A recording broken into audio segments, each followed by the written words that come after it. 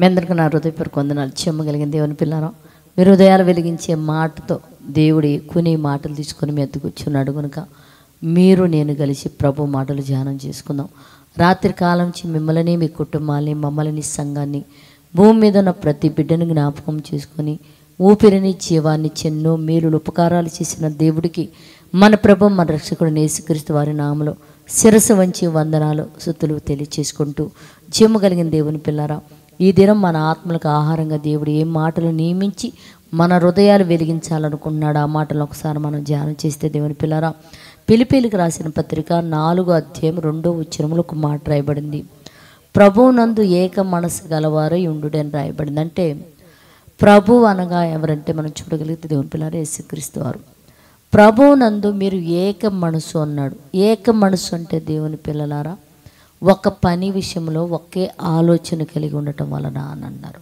కుటుంబంలో భార్యాభర్తలు జీవిస్తున్నప్పుడు ఎవరన్నా వచ్చినప్పుడు ఏందమ్మా పలానా కార్యక్రమం అంటే అవునండి మీరు ఇలా చెయ్యాలన్నప్పుడు మీ ఆయన అడిగితే ఆయన నేను ఇద్దరం కూడా మాట్లాడితే అది ఒకే మాట అండి అని మాట్లాడుతుంటాం దేవుని పిల్లల.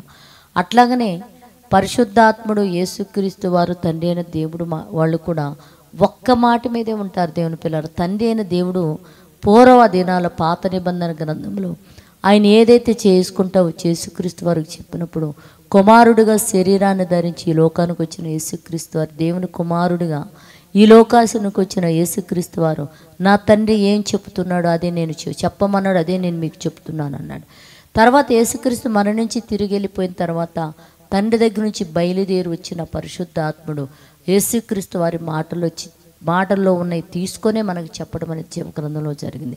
ఇక్కడ కూడా మీరు ఏం చెప్తున్నాడు, మీరు ప్రభువునందు ఏక మనసు గలవారై, అంటే ప్రార్థన చేసినా ఒక పని చేసినా వాక్యం చెప్పినా మీరు ఎలా ఉన్నారంటే ప్రభువునందు ఏక మనసు అంటే కలిసి ఉండి చెయ్యాలి మీరు ఈ పని అన్నాడు.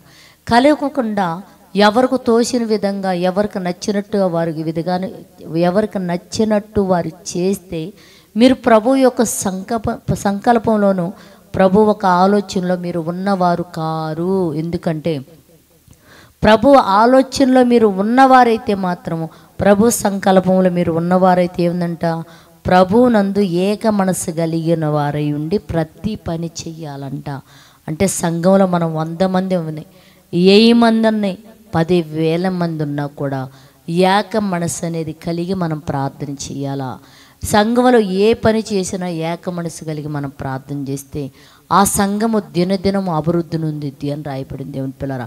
కుటుంబంలో కూడా చూడండి, పిల్లలకి భార్యాభర్తలకు ఏక మనసు అనేది ఉంటే వాళ్ళు ఎక్కువ కాలం కలిసి ఉంటారు, ఎక్కువ కాలం ఆనందంగా ఉంటారు, ఎక్కువ కాలము వాళ్ళు అన్ని విషయాల్లో ఎదుగుతుంటారు.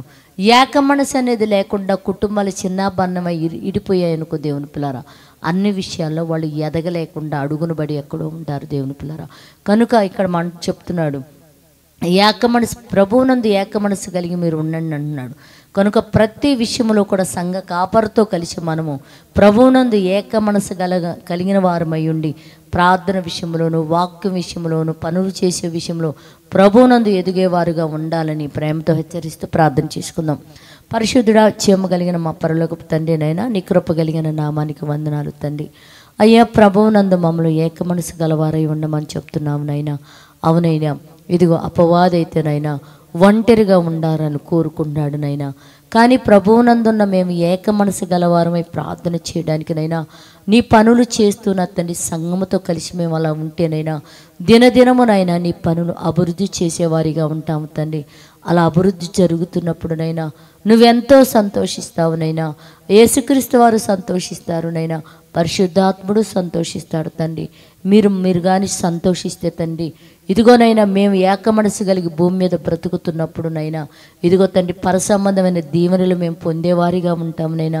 భూమి మీద కూడా తండ్రి మాకు ఏ అవసరాలు కలిగి నీ సన్నిధానంలో కన్నీరు విడిచినైనా మోకరించి నీ పాదాల దగ్గర తండ్రి ప్రార్థన చేస్తేనైనా ప్రతి ఈవిని మాకు అనుగ్రహించిన దాన్ని తండ్రి నువ్వు మాకు సంతోషపడతావునైనా.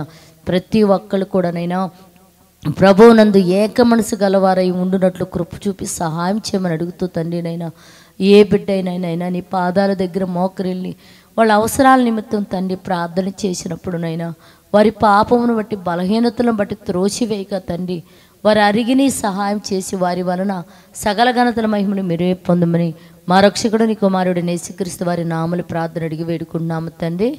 ఆమేన్. మీ అందరికీ నా హృదయపూర్వక వందనములు, ధన్యవాదాలు.